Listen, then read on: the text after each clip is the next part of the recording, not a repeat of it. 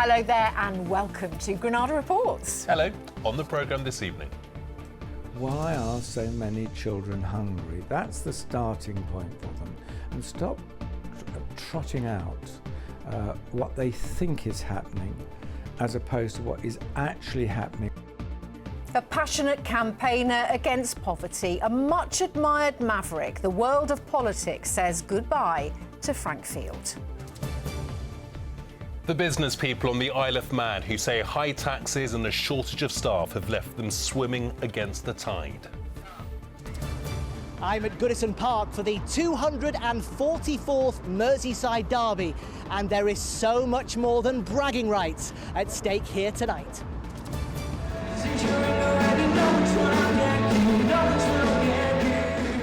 They're our version of the Brits. Find out who struck a chord with the judges at the Northern Music Awards. And after a cold start to the day, beautiful blue skies for many of us in the northwest. The rest of the week, it's looking a little bit more changeable. The details are coming up.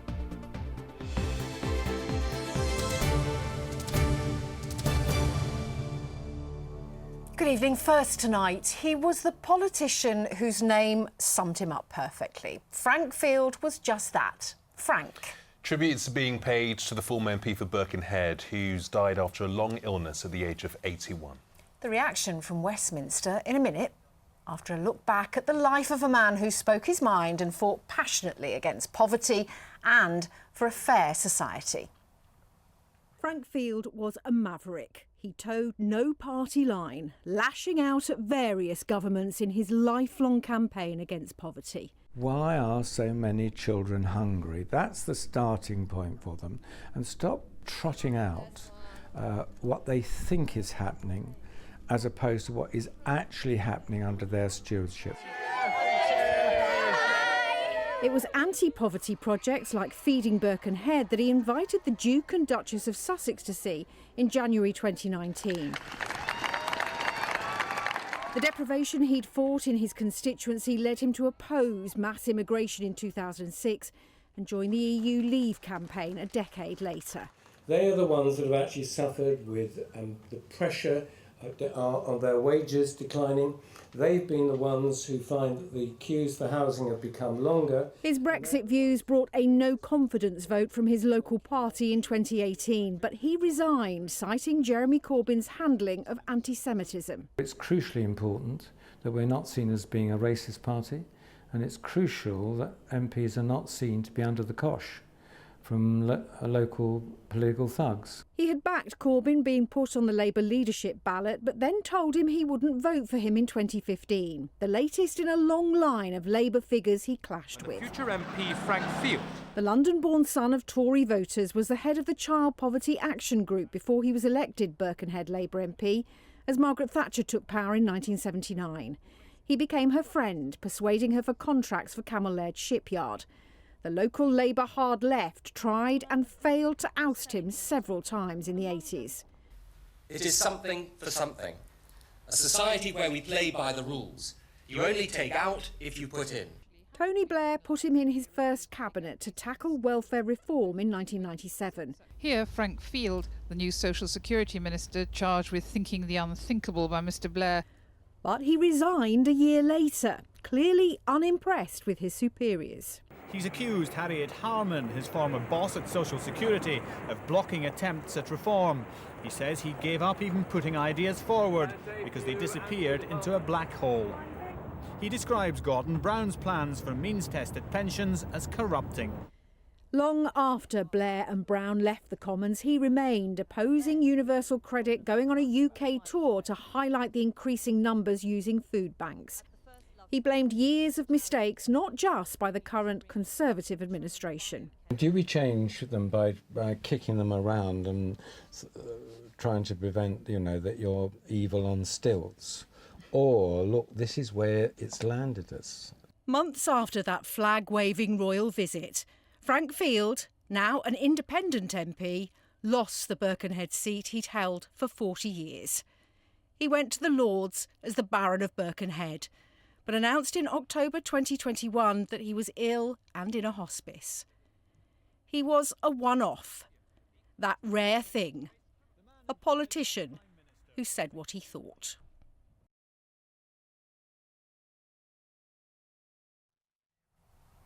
Well, our political correspondent Andrew Misra's in Westminster. Andrew, friends and opponents saying they just don't make politicians like Frank Field anymore. Yeah, that's right, Anne. And there's a word I've heard time and again today about Frank Field: independent. He was a free spirit whose causes trumped party loyalty, and that earned him respect right across the political spectrum. We saw that in the House of Commons earlier today when both main parties paid tribute to Frank Field. We heard in your piece there about when he was a minister, Frank Field clashed with some of his cabinet colleagues, but he also clearly made a lasting impression on some of those he worked with and those who followed in his footsteps on Merseyside. Here was a man that could have a disagreement with you and still be your friend, still have a meal with you, still be the person you wanted to be with. And I think in politics, we're missing people like Frank Field, and we need more of them. When I first got elected, even now, when I go down to Parliament and I speak to people and they ask me who I am and where do I come from, and when I tell them I'm the MP for Birkenhead, they say, "Oh, was that Frank Field's old constituency?" I say, "Yeah, it was, yeah, you know." So, yeah, so he's well known, not only in Birkenhead, but, you know, across the country. Echoing that, the Labour leader, Sir Keir Starmer, said that Frank Field's death is a profound loss for politics and the nation, and that he worked entirely for Birkenhead for 40 years. In his former constituency earlier, people had fond memories to share. I thought he was a great person. He'd done a lot for Birkenhead, and you know, he was always there, fronting at the House of Parliament. Like, very nice man, very genuine. Done a lot for the community. Done a lot for the homeless people on the Wirral, and it done a lot for people really, like mainly people who's in poverty. That's what he done. Like, he done a lot. He'd be missed, won't he? And missed as well, of course, by his family, who described him as an extraordinary individual. Again, that word coming up, individual. Tony Blair may have once said that Frank Field wasn't made out for ministerial office, and I think, in a sense, there is some truth to that, because Frank Field clearly felt an unwavering duty to stand up and speak up for what he believed in, no matter what. Yes, Andrew, one of a kind. Andrew Misra at Westminster, thank you. Some more of the day's news now, and 2 people have been arrested on suspicion of murder following the death of a 90-year-old woman on the Wirral. The victim, named Myra Thompson, died at a house on Bold Way in Spittal. A 48-year-old man and a 51-year-old woman, both from the Wirral area, are being questioned.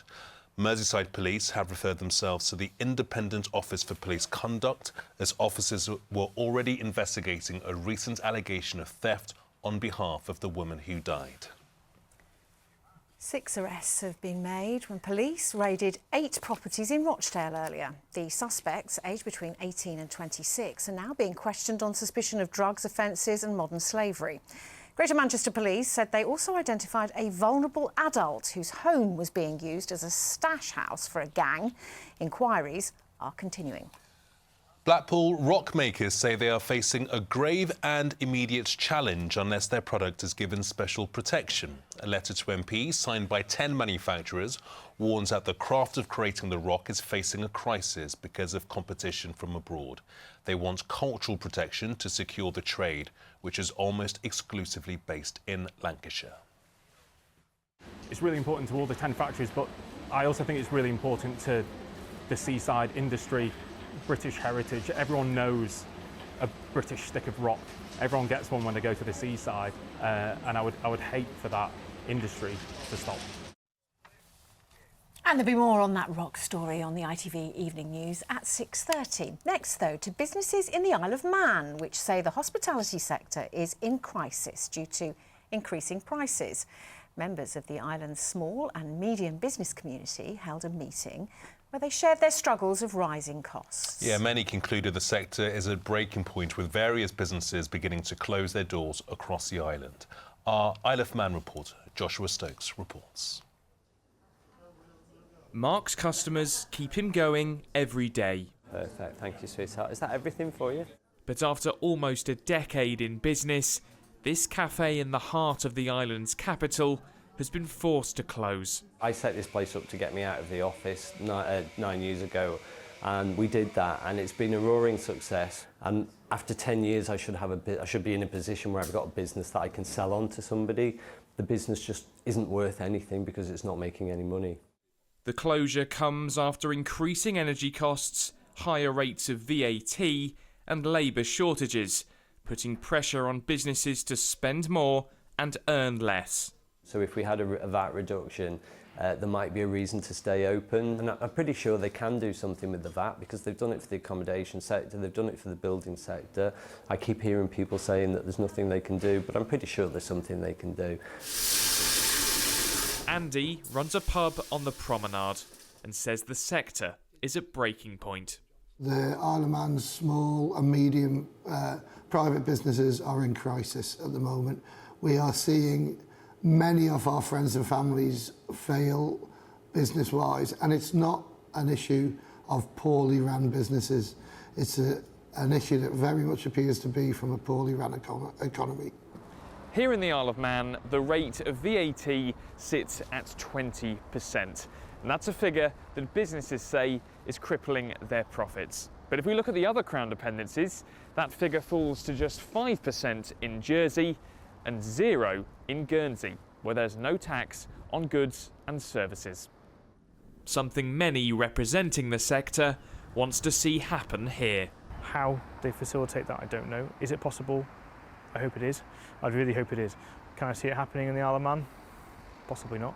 I think we have to look at the broader church of how the government can help us and ask them to be realistic in our support. And a reduction in VAT would be the saviour of hospitality. But if they can deliver it. In a statement, the government said, "We are committed to supporting the hospitality sector, recognising the important contribution it makes to our wider economy. However, any solutions considered need to be appropriate and take account of other demands on the public finances and pressures being felt across our community as a whole. Pressures shared across both nations, and one that businesses here are certainly fighting to change." Joshua Stokes, ITV News, Douglas. Well, next tonight, and we are off to Goodison Park, where tonight it's the Merseyside derby between Everton and Liverpool in the Premier League. Mike Hall's there with some significant news on Liverpool's search for a new manager. Yes, the 244th Merseyside derby here tonight, and the Liverpool team will arrive here, maybe boosted, who knows, maybe distracted by the news that the club have stepped up their search for Jurgen Klopp's replacement. Klopp, of course, leaving Liverpool at the end of the season. Liverpool have now opened talks with Dutch club Feyenoord over their manager Arne Slot. The 45-year-old has emerged as the leading candidate to take over at Anfield. He guided Feyenoord to their first title in 6 years last season. It's reported Liverpool will have to pay more than £10 million in compensation if they want him. It's a massive job for him. Who's going to follow Klopp? They're going to build a statue for him. So straight away this fella walks into the ground every Saturday or whatever and he sees a big statue of Jurgen Klopp going, thinking, really? I honestly think, good luck to the guy if it's him, but I think it's the guy after him, I think, that will make the difference. And if Alonso's been cute, which I think he has been, he's obviously going to stay where he is, and then he might get the call 6 months, a year. I don't want to write the fella off straight away, but almost an impossible job, this.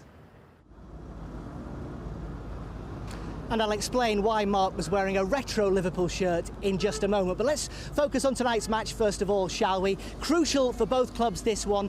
For one, it's all about Premier League survival. For the other, it's all about silverware. Let's focus on the home side, Everton, first, shall we? And a glance at the bottom of the Premier League table shows Everton's predicament right now, with 8 points deducted this season for breaching financial rules. They are very much in a relegation battle. Sunday's win against Nottingham Forest has certainly eased the pressure a little with 5 games to go. Let's hear from manager Sean Dyche.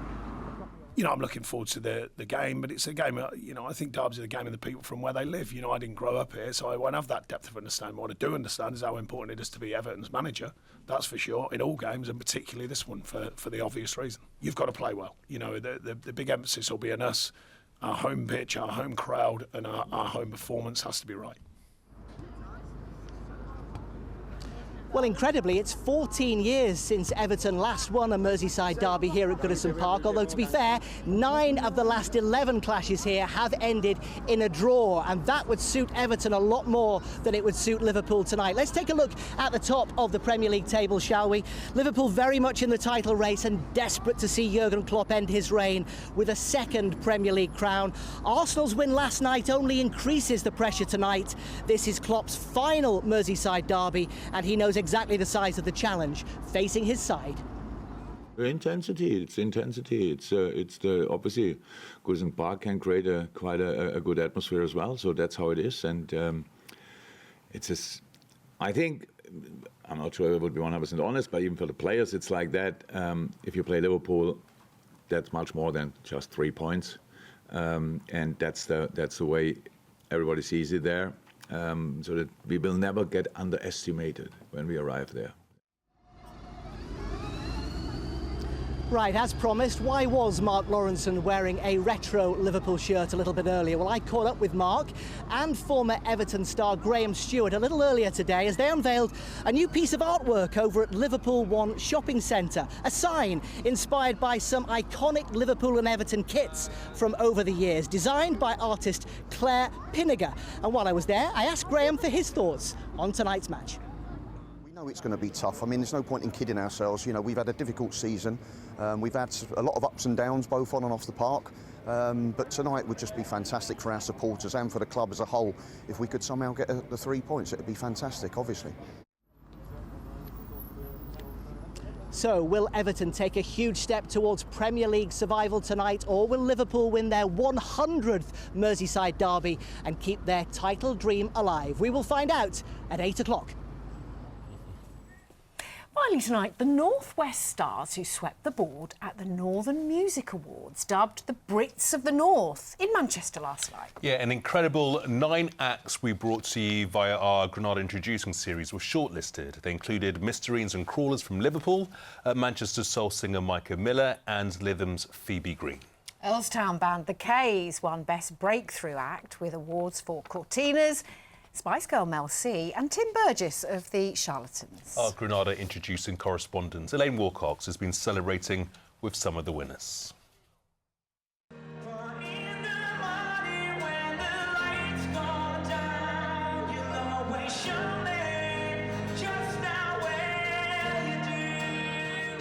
The K's making history at the first Northern Music Awards and winning the Battle of the Granada Introducing Bands to be named Best Breakthrough Act. First time we've ever won an award, first time we released an album, first time we got a chart position, first time we got top 3, so thank you to everybody for letting us keep living this match dream. We love you all, thank you. The K's, who are number 3 in the album charts and Best Breakthrough. That's a fact for you, isn't it? So a big up for Earlstown. Yeah, love Earlstown. Not even from Earlstown. Bad mate. I love Earlstown. What we're going to do is, with the money from album 2, we're going to buy Nathan a place in Earlstown. The nominees for Breakthrough Act are Crawlers, K's, Mysterines, or Granada Introducing. I know. I mean, I think you brought us here. That's what I heard. I heard you nominate us all. It's the first Northern Music Awards. How can that be? I think it's wonderful, to be honest. I think it's so nice to see so many bands who have come from like smaller pockets as well. It's not just like the bigger cities like Manchester and Liverpool. And Amy, is it nice not to have to do the schlep to London on the train? Oh, always. It's always nice. We're actually doing it tomorrow, so.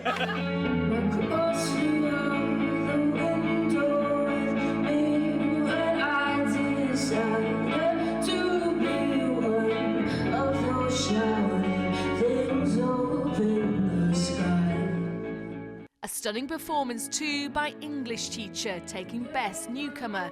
Their lead singer and guitarist are both from Lancashire, beating off tough competition. And friends as well, so yeah, feel bad, but taking that award back to Preston? Oh yeah. If they'll let me have it, we'll have to fight over it. Open top bus. Yeah. But when you fall in, it's enough to just remember what the music did. Hyde's Anthony Smerick wrote a special poem for the night with awards for Liverpool's Mel C and Manchester's Cortinas, all supporting plans to build a Nordoff and Robbins Music Therapy Centre in Salford. But I don't think we've ever been nominated for anything. So do you know what? It feels quite nice, but you know, we're secondary for the proper reason why we're here, which is obviously the charity. Thank you. It's only taken me 30 years. One of only 2 female DJs to have a residency at the Hacienda, DJ Paulette was a popular winner. And I am one such woman who is super proud to represent for Black Manchester every day of my life. I don't sing, I don't make music, so it's also phenomenal to have electronic music also recognised. We all like to dance though, don't we? Yeah, we do. Never going to stop. The Brits of the North crescendoed with Rochdale's Lisa Stansfield taking the top honour. Many congratulations. Thank you. Northern Icon Award, how does that sound? Sounds a bit old. No, I'm real, honestly, it's so gorgeous. You all really like me, don't you?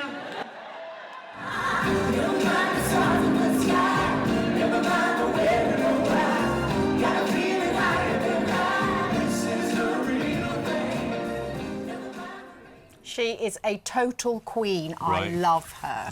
You forget how awesome she is. Looked like a fab night, and congratulations to all the winners. No awards for the weather, we fear. Here's Joe.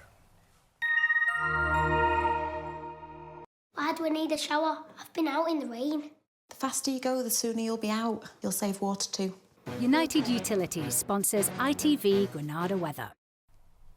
Thank you. A very good evening to you. Some beautiful sunshine across the northwest today after a cold night last night. And over the next few days, it continues to feel chilly. There'll be a few more showers to come tomorrow. At the moment, winds remain light, but they will be picking up a little bit as we head towards the weekend. High pressure begins to slip away. And I think Friday, Saturday, just about remaining dry. But into Sunday, this low pressure system will move up across the UK, bringing a spell of rain to end the weekend. Back to this evening, fine for most as we head into the next few hours and under clear skies quite chilly. On that northwesterly breeze, a few showers will feed through Irish Sea coast inland for a time into the early hours of Thursday morning, and winds are falling very light. It's going to be another cold night, 3 or 4 Celsius in sheltered spots before dawn. On to tomorrow and the Sun Times, it's up at 5:47 and sets at 8:32 tomorrow evening. On to tomorrow, then a chilly start with a few showers from the word go. It's going to be more of a mixed day, certainly, than today, with a mixture of bright spells, scattered showers and winds remaining fairly light, allowing temperatures perhaps to get to around 11 Celsius. It's still just below average for the time of year and feeling chilly. Under clear skies and largely dry conditions tomorrow night, it'll also be quite cold with a touch of frost in a few places to start Friday. Friday should be dry, but cloud will build as we go through the day, and it'll be another cold night into Saturday. Saturday, the dry day of the weekend, a few glimmers of brightness, but rather cloudy conditions to end the week. Temperatures to 11 degrees. And during Sunday, that spell of rain moves up from the south across the northwest of England and the Isle of Man. Bye-bye for now. United Utilities sponsors ITV Granada weather.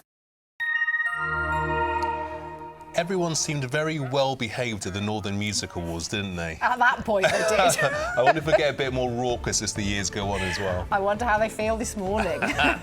See you later. Bye-bye. Bye-bye.